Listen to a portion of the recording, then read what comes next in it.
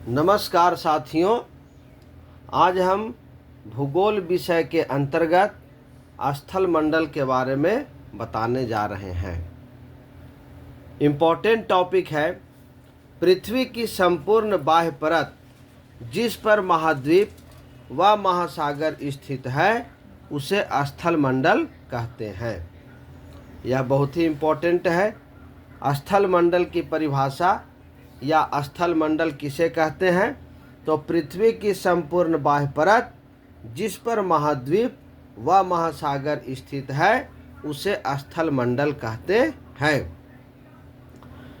पृथ्वी के कुल 29% भाग पर स्थल व 71% भाग पर जल है। पृथ्वी के उत्तरी गोलार्ध का 61% 61% तथा दक्षिणी गोलार्ध का 81% 81% भाग पर जल उपस्थित है।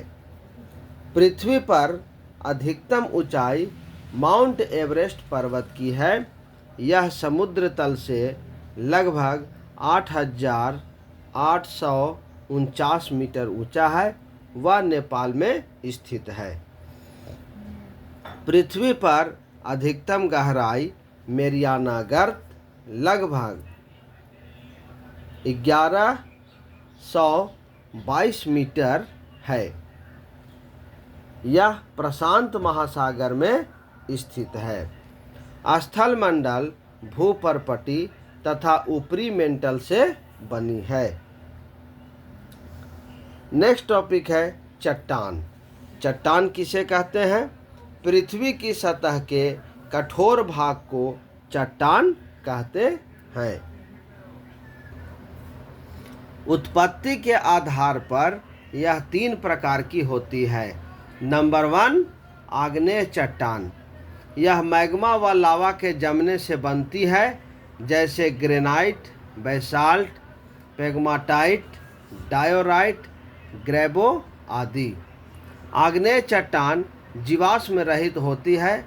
आर्थिक रूप से यह बहुत ही संपन्न चट्टान है।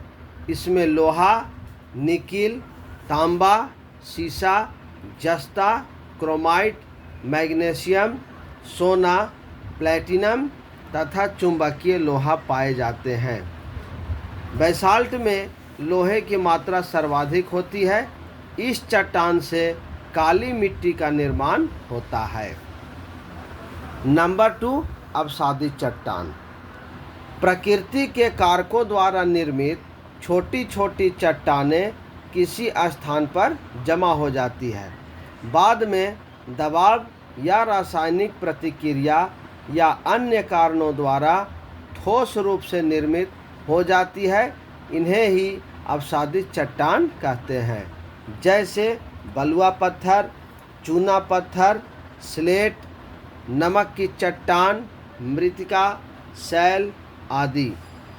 अवसादित चट्टानें परतदार होती है। इनमें जीव जंतु व वनस्पति का जीवाश्म पाया जाता है। इन चट्टानों में लौह अयस्क, फास्फेट, कोयला एवं सीमेंट बनाने की चट्टान पाई जाती है। खनिज तेल अवसादित चट्टानों में पाया जाता है। दामोदर, महानदी व गोदावरी नदी बेसिनों की अवसादित चट्टानों में कोयला पाया जाता है। आगरा का किला व दिल्ली का किला बलुआ पत्थर नामक अवसादित चट्टानों का बना हुआ है। नंबर 3 है कायांतरित चट्टान। ताप, दाब व रासायनिक क्रियाओं के कारण अवसादी व आग्नेय चट्टानों से कायांतरित चट्टानों का निर्माण होता है। नेक्स्ट टॉपिक है ज्वालामुखी। यह भूगोल विषय का अत्यंत महत्वपूर्ण टॉपिक है। इस टॉपिक से परीक्षाओं में प्रश्न पूछे जाते हैं। तो ज्वालामुखी के बारे में मुख्य जानकारी है। ज्वालामुखी भूपटल पर वह प्राकृतिक छेद व दरार है जिससे होकर पृथ्वी का पिघला पदार्थ, लावा, राख, भाप व अन्य गैसें बाहर निकलती है। बाहर हवा में उड़ा हुआ लावा शीघ्र ही ठंडा होकर छोटे छोटे टुकड़ों में बदल जाता है, जिसे सिंडर कहते हैं। तो ये था ज्वालामुखी का परिभाषा। नोट है, स्ट्राम्बोली ज्वालामुखी भूमध्य सागर में इटली के सिसिली के उत्तर में लिपरी द्वीप पर स्थित है। इस ज्वालामुखी से सदैव प्रज्वलित गैस बाहर निकलती रहती है, जिससे आसपास का भाग प्रकाशित रहता है। इसी कारण इस ज्वालामुखी को भूमध्य सागर का प्रकाश स्तंभ कहते हैं। यह ज्वालामुखी एक सक्रिय एक्टिव ज्वालामुखी का उदाहरण है। ज्वालामुखी 3 प्रकार के होते हैं। नंबर 1, सक्रिय ज्वालामुखी active volcano.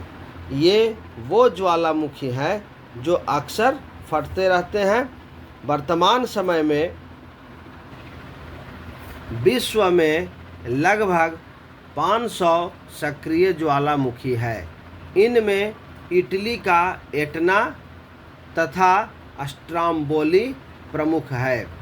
Cotopaxi Ecuador, Stromboli लिपरी द्वीप, मैना लोआ हवाई द्वीप, बैरन द्वीप अंडमान तथा माउंट एटना सिसिली सभी सक्रिय ज्वालामुखी हैं।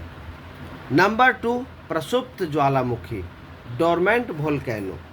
ये वो ज्वालामुखी हैं जिनमें निकट अतीत में कोई उद्गार नहीं हुआ है, लेकिन कभी भी उद्गार हो सकता है। जापान का फ्यूजियामा ज्वालामुखी, इटली का विसुवियस ज्वालामुखी तथा अंडमान निकोबार का नारकोंडम ज्वालामुखी प्रसुप्त ज्वालामुखी का उदाहरण है। नंबर 3 है शांत ज्वालामुखी एक्सटिंक्ट वोल्केनो। ये वो ज्वालामुखी है जो न तो पहले फटे हैं और न ही इन्हें भविष्य में कभी फटने की संभावना है। कोह सुल्तान पाकिस्तान, पोपा म्यांमार, किलिमंजारो अफ्रीका सभी शांत ज्वालामुखी हैं।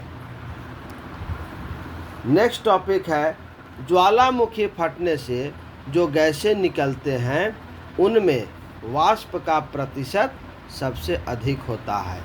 ऑस्ट्रेलिया महाद्वीप में एक भी ज्वालामुखी नहीं है। विश्व का सबसे ऊंचा सक्रिय ज्वालामुखी माउंट कोटोपैक्सी इक्वाडोर में है। संसार का सर्वाधिक सक्रिय ज्वालामुखी किलायू है। ज्वालामुखी पर्वत माउंट सेंट हेलेंस संयुक्त राज्य अमेरिका में स्थित है। गेसर, जब ज्वालामुखी फटता है तो दरारों से जल तथा वाष्प ऊंचाई पर निकलकर गिरता है। इसे ही गेंसर कहते हैं। नेक्स्ट टॉपिक है भूकंप। यह भी भूगोल विषय का एक अत्यंत महत्वपूर्ण टॉपिक है। भूकंप भूपटल की कंपन अथवा लहर है जो धरातल के नीचे अथवा ऊपर चट्टानों के ढीलेपन या गुरुत्वाकर्षण की सम स्थिति में क्षणिक अवस्था होने पर उत्पन्न होता है। सिस्मोलॉजी, इसमें भूकंप का अध्ययन किया जाता है। भूकंप में 3 प्रकार के कंपन होते हैं।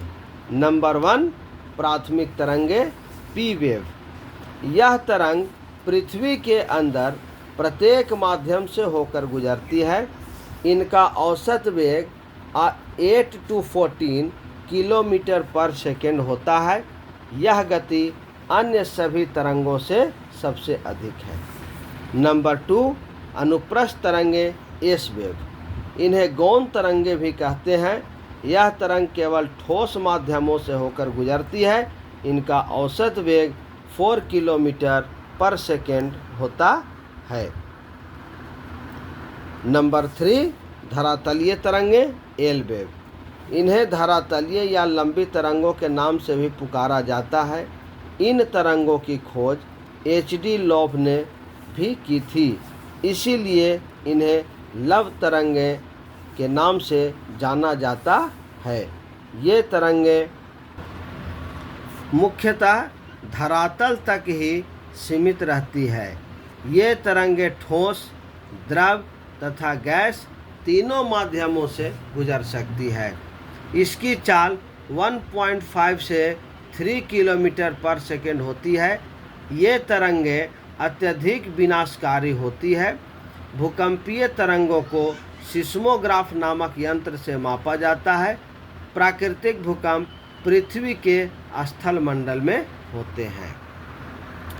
नेक्स्ट टॉपिक है भूकंपीय तरंगों के बारे में कुछ महत्वपूर्ण तथ्य। एल तरंगें केवल धरातल के पास ही चलती है।